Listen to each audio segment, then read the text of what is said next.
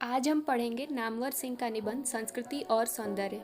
अशोक के फूल केवल एक फूल की कहानी नहीं, भारतीय संस्कृति का एक अध्याय है और इस अध्याय का अनंग लेख पढ़ने वाले हिंदी में पहले व्यक्ति हैं हजारी प्रसाद द्विवेदी। पहली बार उन्हें ही यह अनुभव हुआ कि एक एक फूल, एक एक पशु, एक एक पक्षी न जाने कितनी स्मृतियों का भार लेकर हमारे सामने उपस्थित है। अशोक की भी अपनी स्मृति परंपरा है, आम की भी है, बकुल की भी है, चंपे की भी है। सब क्या हमें मालूम है? जितना मालूम है उसी का अर्थ क्या स्पष्ट हो सका है? अब तो खैर हिंदी में फूलों पर ललित लेख लिखने वाले कई लेखक निकल आए हैं, लेकिन कहने की आवश्यकता नहीं कि अशोक के फूल आज भी अपनी जगह है। कालिदास के प्रेमी पंडितों को पहली बार इस रहस्योद्घाटन से अवश्य ही धक्का लगा होगा कि जिस कवि को वे अब तक अपनी आर्य संस्कृति का महान गायक समझते आ रहे थे, वह गंधर्व, यक्ष, किन्नर आदि आर्येतर जातियों के विश्वासों और सौंदर्य कल्पनाओं का सबसे अधिक ऋणी है। वैसे तो भारत को महामानव सागर कहने वाले रविंद्रनाथ ठाकुर एक अरसे से यह बतलाते आ रहे थे कि जिसे हम हिंदू रीति नीति कहते हैं, वह अनेक आर्य और आर्येतर उपादानों का मिश्रण है। किंतु यही संदेश अशोक के फूल के माध्यम से आया तो उसकी चोट कुछ और ही थी। क्या इसलिए कि यह मनोजन्मा कंदर्प के धनुष से छूटा है? फूल की मार कितनी गहरी हो सकती है, इसका एहसास कराने के लिए अशोक के फूल के ये दो वाक्य काफ़ी हैं। देश और जाति की विशुद्ध संस्कृति केवल बात की बात है, सब कुछ में मिलावट है, सब कुछ अविशुद्ध है।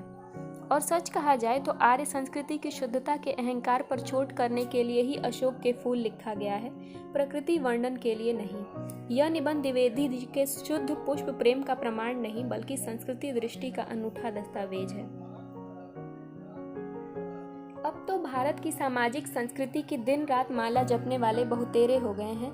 दिनकर जी ने तो संस्कृति के 4 अध्याय नाम से एक विशाल ग्रंथ ही लिख डाला, किंतु जैसा कि अज्ञेय ने लिखा है, काव्य की पड़ताल में तो दिनकर शुद्ध काव्य की खोज में लगे थे, लेकिन संस्कृति की खोज में उनका आग्रह मिश्र संस्कृति पर ही खोज में लगे थे। लेकिन संस्कृति की मिश्रता को ही उजागर करने का प्रयत्न है, उनकी संग्राहकता को नहीं। संस्कृति का चिंतन करने वाले किसी भी विद्वान के सामने यह बात स्पष्ट होनी चाहिए कि संस्कृतियाँ प्रभाव ग्रहण करती हैं, अपने अनुभव को समृद्धतर बनाती हैं, लेकिन यह प्रक्रिया मिश्रण की नहीं, संस्कार नाम ही इस बात को स्पष्ट कर देता है। यह मानना कठिन है कि संस्कृति की यह परिभाषा दिनकर की जानी हुई नहीं थी। उनका जीवन भी कहीं उस मिश्रता को स्वीकार करता नहीं जान पड़ता था जिसकी वकालत उन्होंने की। तब क्या यह संदेश संगत नहीं कि उनकी अवधारणा एक वकालत की ही थी, दृष्टि का उन्मेष नहीं? और अगर वकालत ही थी तो उनका मुवक्किल क्या समकालीन राजनीति का एक पक्ष ही नहीं था, जिसके सांस्कृतिक कर्णधार स्वयं भी मिश्रता का सिद्धांत नहीं मानते थे, लेकिन अपनी स्थिति दृढ़तर बनाने के लिए उसे अपना रहे थे। इस मिश्र संस्कृति की राजनीति से द्विवेदी जी कितने अलग थे, इसका प्रमाण यह है कि स्वाधीनता प्राप्ति के बाद जब से राष्ट्रीय स्तर पर अनुमोदित और प्रोत्साहित नीति के रूप में सामाजिक संस्कृति का बोलबाला हुआ, द्विवेदी जी ने इस विषय पर लिखना लगभग बंद कर दिया। स्पष्ट है कि वे मिश्र संस्कृति के वकील न थे और न एक वकील की तरह अपने पक्ष के लिए इतिहास से तथ्य बटोरने ही गए थे। उन्होंने तो उस अनुभूति को वाणी दी जो अपने अतीत के साहित्य को पढ़ते और कलाकृतियों को देखते समय अंतरतम में उठी थी। और इस बात से तो संभवतः अज्ञेय भी इनकार न करेंगे कि द्विवेदी जी के लिए वह एक अमूर्त बौद्धिक अवधारणा नहीं थी, बल्कि दृष्टि का उन्मेष था।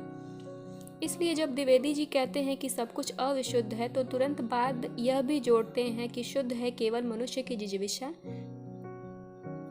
वह गंगा की अबाधित अनाहत धारा के समान सब कुछ को हजम करने के बाद भी पवित्र है। इस संदर्भ में उल्लेखनीय है कि अज्ञेय जहाँ संस्कृति की केवल संग्राहकता की हिमायत करते हैं, वहाँ द्विवेदी जी त्याग का जिक्र करना नहीं भूलते। अशोक के फूल में ही उसी अनुच्छेद के अंतर्गत एक दृष्टा की तरह मानव जाति की दुर्दम निर्मम धारा के हजारों वर्ष का रूप साफ देखते हुए वे कहते हैं, मनुष्य की जीवनी शक्ति बड़ी निर्मम है, वह सभ्यता और संस्कृति के वृथा मोहों को रौंदती चली आ रही है। न जाने कितने धर्माचारों, विश्वासों, उत्साहों और व्रतों को धोती बहाती यह जीवन धारा आगे बढ़ी है। संघर्षों से मनुष्य ने नई शक्ति पाई है। हमारे सामने समाज का आज जो रूप है, वह न जाने कितने ग्रहण और त्याग का रूप है। इसलिए द्विवेदी जी के सामने योजनाबद्ध रूप से एक मिश्र संस्कृति तैयार करने की समस्या नहीं है। समस्या यह है कि आज हमारे भीतर जो मोह है, संस्कृति और कला के नाम पर जो आसक्ति है, धर्माचार और सत्यनिष्ठा के नाम पर जो जड़िमा है, उसे किस प्रकार ध्वस्त किया जाए। इस दृष्टि से यदि दिनकर का मिश्र संस्कृति की एक राजनीति है, जो अज्ञेय की संस्कार धर्मी संग्राहक संस्कृति भी किसी और राजनीति के अनुषंग से बच नहीं जाती। जब वे कहते हैं कि संस्कृतियां प्रभाव ग्रहण करती हैं, अपने अनुभव को समृद्धतर बनाती हैं, तो उसमें एक मूल संस्कृति का अस्तित्व पहले से ही स्वीकार कर लिया गया है, जो किसी प्रभाव से पहले विशुद्ध है। आकस्मिक नहीं है कि अज्ञेय द्वारा स्थापित वत्सल निधि की हीरानंद शास्त्री स्मारक व्याख्यान माला के प्रथम आयोजन में प्रकाशित भारतीय परंपरा के मूल स्वर में डॉक्टर गोविंद चंद्र पांडे भी लगभग ऐसे ही शब्दों में सामाजिक संस्कृति का विरोध करते हैं। डॉक्टर पांडे यह स्वीकार करते हैं कि विज्ञान प्रवृत्ति और भौतिक उपादानों के स्तर पर नाना समाजों में आदान प्रदान अनायास और चिर परिचित है और इन साधनों का उपयोग समाज को प्रभावित करता है, किंतु इसके साथ ही वे यह भी मानते हैं कि अतर्क्य भावों, अनुभूतियों और आध्यात्मिक उपलब्धियों के स्तर पर संस्कृतियों का वास्तविक मिलन अत्यंत कठिन होता है। कुल मिलाकर इस विमर्श का निष्कर्ष यह है कि भारतीय संस्कृति की तथाकथित सामासिकता वास्तव में सभ्यता के क्षेत्र में ही लागू होती है और इस क्षेत्र में वह भारत की कोई विशेषता नहीं है। सवाल यह है कि सभ्यता और संस्कृति की जिन दो यूरोपीय अवधारणाओं को डॉक्टर पांडे ने भारतीय की संस्कृति के विवेचन के लिए अपनाया है, उसका संबंध सभ्यता से है या संस्कृति से। आदान प्रदान यदि सभ्यता के ही क्षेत्र में आदान प्रदान होता है, फिर भी जिस तरह राष्ट्रीय स्तर पर अनुमोदित और प्रोत्साहित सामाजिक संस्कृति का विरोध डॉक्टर पांडे ने किया है, उसे किसी अन्य पक्ष की राजनीति की वकालत न मानना अज्ञेय के लिए भी कठिन होगा। तर्क वही है जिसका इस्तेमाल उन्होंने दिनकर के संदर्भ में किया है। यदि दिनकर की सामाजिक संस्कृति का संबंध राजनीति के एक पक्ष से है, तो स्वयं अज्ञेय और गोविंद चंद्र पांडे की शुद्ध संस्कृति का संबंध भी राजनीति के दूसरे पक्ष से जोड़ा जा सकता है। शुद्ध होने से ही वह राजनीति से मुक्त नहीं हो जाती। द्विवेदी जी की दृष्टि में संस्कृति का यह आग्रह भी एक प्रकार का मोह है जो बाधा उपस्थित करता है। संस्कृति में निहित जिस संस्कार की ओर अज्ञेय ने संकेत किया है, उसकी अर्थवत्ता से द्विवेदी जी अपरिचित हैं। यह तो स्वयं अज्ञेय भी न स्वीकार करेंगे, फिर भी उन्हें यह देखकर आश्चर्य न होना चाहिए कि उन्होंने अक्सर इस संस्कार को भी बाधा माना है। लखनऊ विश्वविद्यालय के साहित्य का मर्म 1948 शीर्षक व्याख्यानों में उनका जोर इसी बात पर है कि विवेक के परिष्करण के लिए किए गए संस्कार भी काल पाकर किसी नए सृजन के ग्रहण के लिए बाधा बन जाते हैं। कहते हैं, संस्कार शब्द का प्रयोग करते समय मुझे थोड़ा संकोच ही हो रहा है। संस्कार शब्द अच्छे अर्थ में ही प्रयुक्त होता है, परंतु मनुष्य स्वभाव से ही प्राचीन के प्रति श्रद्धा परायण होता है और प्राचीन काल से संबद्ध होने के कारण कुछ ऐसी धारणाओं की श्रद्धा की दृष्टि से देखने लगता है जो जब शुरू हुई होंगी तो निश्चय ही उपयोगी रही होगी, परंतु बाद में उनकी उपयोगिता घिस गई और वे रूढ़ि मात्र रह गईं।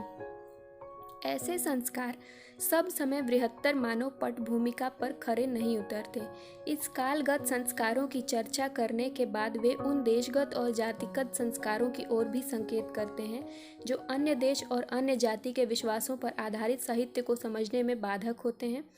प्रसंग यद्यपि साहित्य का है, फिर भी संस्कार की यह भूमिका संस्कृति के क्षेत्र में भी स्वीकार की जा सकती है। इस प्रकार स्पष्ट है कि संस्कार के उल्लेख मात्र से संस्कृति के क्षेत्र में दृष्टिगत होने वाली संकीर्णता का परिहार नहीं हो जाता। संस्कार की प्रक्रिया अंततः संस्कृति के क्षेत्र में उस शुद्धिकरण की ओर ले जाती है जिसकी परिणति वर्जनशीलता में होती है।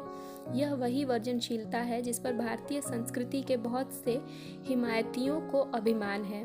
हमारे यहाँ वाला ब्रह्मास्त्र इस वर्जनशील अहंकार की उपज है जिसका मुकाबला द्विवेदी जी को अक्सर करना पड़ता था।